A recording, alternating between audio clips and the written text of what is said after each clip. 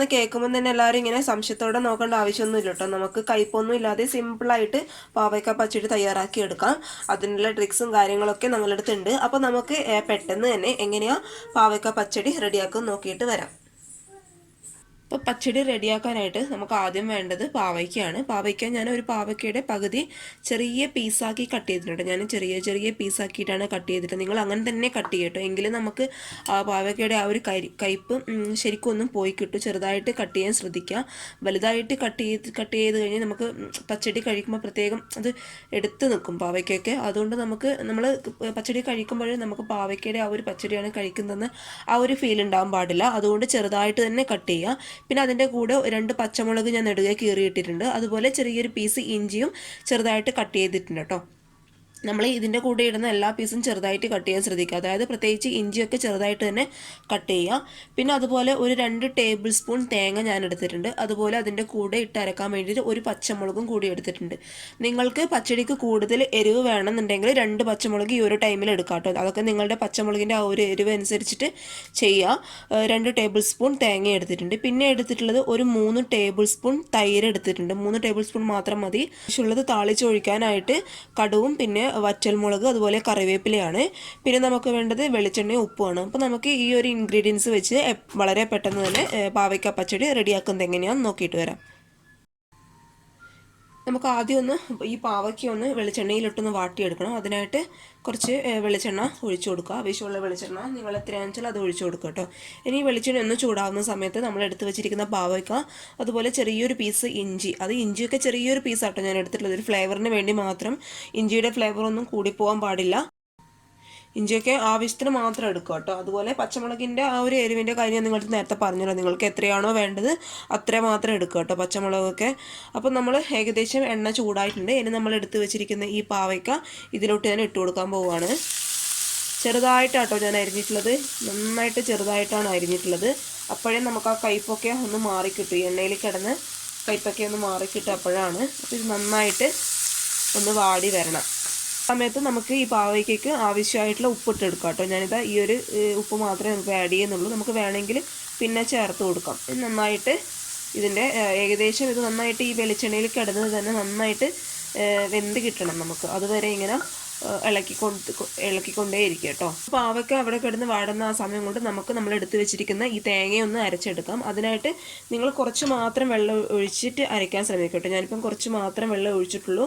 കാരണം പച്ചടിയിലൊക്കെ നിങ്ങൾക്ക് അറിയാമല്ലോ, ഒരുപാട് വെള്ളമായി പോയി കഴിഞ്ഞാൽ പിന്നെ ഒരു ലൂസായിട്ടുള്ളൊരു ഗ്രേവി ആയിരിക്കും നമുക്ക് കിട്ടുക. അതുകൊണ്ട് കുറച്ച് മാത്രം വെള്ളം ഒഴിക്കുക. മാത്രമല്ല നമ്മൾ തൈരും കൂടി ചേർത്ത് കൊടുക്കുമ്പോൾ ഒരുപാട് അങ്ങ് ലൂസായി പോകും. അതുകൊണ്ട് ആവശ്യത്തിന് വെള്ളം മാത്രം ഒഴിച്ചിട്ട് നന്നായിട്ട് അരച്ചെടുക്കും കേട്ടോ. പച്ചടിക്കൊക്കെ നിങ്ങൾക്ക് അറിയാമല്ലോ, നന്നായിട്ട് അരയണം, നന്നായിട്ട് അരച്ചെടുക്കുക. അപ്പോൾ ഞാനിത് പെട്ടെന്ന് തന്നെ അരച്ചെടുത്തിട്ട് വരാം. പാവയ്ക്ക ഏകദേശം ഈ വെളിച്ചെണ്ണയിൽ കിടന്നിട്ട് ഒന്ന് വാടിക്ക് ഇട്ടിട്ടുണ്ട്. ഇനി നമുക്കിത് വേവാൻ ആവശ്യമായിട്ടുള്ള വെള്ളം, കുറച്ച് വെള്ളം മാത്രമാട്ടോ ഞാൻ ഒഴിച്ചു കൊടുക്കുന്നുള്ളൂ. ഈ വെള്ളം ഇതിലോട്ട് ഒഴിച്ചു കൊടുക്കാം.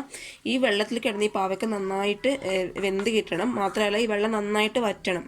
ഡ്രൈ ആയി കിടന്ന പാവയ്ക്കയിലോട്ടാണ് നമുക്ക് തേങ്ങ അരച്ച് ചേർക്കേണ്ടത്. അതുകൊണ്ട് കുറച്ച് മാത്രം വെള്ളം ഒഴിച്ചു കൊടുത്താൽ മതി. അപ്പോൾ ഈ ഒരു ടൈമിൽ നിങ്ങൾക്ക് വേണമെങ്കിൽ ഉപ്പിൻ്റെ ആ ഒരു ടേസ്റ്റ് നോക്കി ഉപ്പിട്ട് കൊടുക്കുക. എരിവ് കൂടുതൽ വേണമെന്നുണ്ടെങ്കിൽ ഈ ഒരു സമയത്ത് പച്ചമുളക് മുറിച്ചിട്ട് കൊടുക്കുക കേട്ടോ. അപ്പോൾ അതൊക്കെ നിങ്ങളുടെ ഇഷ്ടത്തിനനുസരിച്ച് ചെയ്യുക. ഇനി തീ ഒന്ന് മീഡിയം ഫ്ലെയിമിലോട്ട് മാറ്റി, ഞാൻ ഇത്ര സമയം ലോ ഫ്ലെയിമിലാട്ടോ ഇട്ടത്. ഇനി മീഡിയം ഫ്ലെയിമിലോട്ടൊന്ന് തീ മാറ്റിയിട്ട് നന്നായിട്ട് ഇതൊന്ന് വെന്ത് കിട്ടണം. അതുവരെ നന്നായിട്ട് അടച്ച് വെച്ച് വേവിക്കുക കേട്ടോ. അപ്പോൾ പാവയ്ക്ക അവിടെ കിടന്ന് വേവുന്ന സമയം കൊണ്ട് ഞാൻ നേരത്തെ പറഞ്ഞ തേങ്ങ നന്നായിട്ട് അരച്ചെടുത്തിട്ടുണ്ടായിരുന്നു.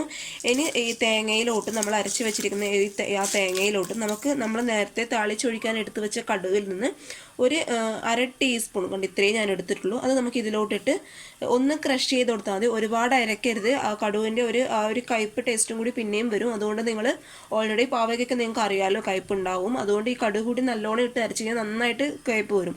അതുകൊണ്ട് ഒന്ന് ക്രഷ് ചെയ്തെടുക്കാനേ പാടുള്ളൂ കേട്ടോ. ഞാനത് കാണിച്ചു തരാം. ജസ്റ്റ് ക്രഷ് ചെയ്തതിന് ശേഷം ഞാൻ നിങ്ങൾക്ക് കാണിച്ചു തരാം കേട്ടോ. അപ്പോൾ എൻ്റെ പാവയ്ക്ക് നന്നായിട്ട് വെന്തിട്ടുണ്ട് കേട്ടോ. വെള്ളമൊക്കെ നന്നായിട്ട് വറ്റിയിട്ടുണ്ട്. ഇനി നമ്മൾ അരച്ച് വെച്ചിരിക്കുന്ന ഈ ഒരു തേങ്ങ നമുക്ക് ഇതിലോട്ട് ചേർത്ത് കൊടുക്കാം. സ്റ്റൗ ഓഫ് ചെയ്യുക കേട്ടോ. പച്ചടിയിലൊന്നും ഒരിക്കലും തേങ്ങയിട്ട് തിളപ്പിക്കില്ല. സ്റ്റൗ ഓഫ് ചെയ്യുക. കണ്ടോ, ഞാനിന്ന് കടുവൊന്ന് ക്രഷ് ചെയ്ത് എടുത്തിട്ടേ ഉള്ളൂ. ഇനി നമുക്കിത് ഇതിലോട്ട് ചേർത്ത് കൊടുക്കാം. നിങ്ങൾ കൂടുതൽ പാവയ്ക്ക എടുക്കുന്നുണ്ടെങ്കിൽ കൂടുതൽ തേങ്ങയും അതുപോലെ തൈരിൻ്റെ അളവൊക്കെ ഒന്ന് കൂട്ടി കൊടുക്കുക കേട്ടോ. ഇനി ഇത് നന്നായിട്ട് തണുക്കണം കേട്ടോ. ഈ പാവയ്ക്കൊക്കെ നന്നായിട്ട് തണുക്കണം. എങ്കിൽ മാത്രമേ നമുക്ക് തൈര് ഇതിലോട്ട് ആഡ് ചെയ്ത് കൊടുക്കുക. അതുപോലെ നിങ്ങൾ കറിയിലൊക്കെ ചെയ്യുന്ന പോലെ മിക്സിയിലൊന്നും വെള്ളം ഒഴിച്ചിട്ട് ഇതിലോട്ട് ചേർക്കാൻ പാടില്ല. തൈരും കൂടി ഒഴിക്കുമ്പോൾ ഒരുപാട് അങ്ങ് വെള്ളമായിപ്പോൾ നമുക്കൊരു തിക്ക് ഗ്രേവി ആയിട്ടാണ് പച്ചടിയൊക്കെ വേണ്ടത്. അപ്പോൾ ഇത് നന്നായിട്ട് തണുക്കട്ടെ. ഈ ഒരു ടൈമിൽ നിങ്ങൾക്ക് വേണമെങ്കിൽ ഉപ്പ് നോക്കുക. അപ്പോൾ നമ്മുടെ പാവയ്ക്കയും ഈ തേങ്ങ അരച്ചെടുത്ത ആ ഒരു മിക്സ് നന്നായിട്ട് തണുത്തിട്ടുണ്ട്. ഇനി നമുക്ക് ഇതിലോട്ട് നന്നായിട്ട് തണുത്തിട്ട് മാത്രം കേട്ടോ തൈര് ചേർക്കാൻ പാടുള്ളൂ, അല്ലെങ്കിൽ അപ്പോൾ തന്നെ തൈര് പിരിഞ്ഞു പോകും. അപ്പോൾ നമ്മൾ എടുത്തു വെച്ചിരിക്കുന്ന തൈര് ഇതിലോട്ട് ചേർത്ത് കൊടുക്കാം. അപ്പോൾ ഇനി ഇത് നന്നായിട്ടൊന്ന് മിക്സ് ചെയ്യുക കേട്ടോ. ഒരു സമയത്ത് നമ്മൾ ഇതിലോട്ട് ആവശ്യമായിട്ടുള്ള ഉപ്പ് നോക്കുക. അതുപോലെ എന്താണെന്ന് വെച്ചാൽ നല്ല പുളിയുള്ള തൈര് എടുത്ത് മിക്സ് ചെയ്യാൻ നോക്കുക കേട്ടോ. അപ്പോഴേ ആ കയ്പയുടെ ആ ഒരു പാവയ്ക്കയുടെ ആ ഒരു കയ്പൊന്ന് പിന്നിട്ട് നിൽക്കും. അപ്പോൾ നന്നായിട്ട് ഇതൊന്ന് മിക്സ് ചെയ്യുക. ഇനി നമുക്ക് ഇതിലോട്ട് താളിച്ചൊഴിക്കണം. അപ്പോൾ താളിച്ചൊഴിക്കാനായിട്ട് ഞാനൊരു പാൻ വെച്ചിട്ടുണ്ട്. അതിലോട്ട് വെളിച്ചെണ്ണ ഒഴിച്ചു കൊടുത്തിട്ടുണ്ട്. ഇനി നമുക്ക് അതിലോട്ട് നമ്മൾ നേരത്തെ ബാക്കി വെച്ചിട്ടുള്ള കടു ഇട്ട് കൊടുക്കുക. അപ്പോൾ കടു നന്നായിട്ട് പൊട്ടിയിട്ടുണ്ട്. ഇനി നമ്മൾ എടുത്തു വെച്ചിരിക്കുന്ന മുളകും കറിവേപ്പിലും ഇതിലോട്ട് ചേർത്ത് കൊടുക്കുക. നന്നായിട്ടൊന്ന് ഇളക്കി യോജിപ്പിക്കുക. ഇനി ഞാൻ ഈ ഒരു മിക്സ് പച്ചടിയിലോട്ട് ചേർത്ത് കൊടുക്കാൻ പോകാം കേട്ടോ. താളിച്ചൊഴിച്ചത് അപ്പോൾ ചേർത്ത് കൊടുത്തിട്ടുണ്ട്. ഇനി നന്നായിട്ട് ഇതൊന്ന് മിക്സ് ചെയ്യുക.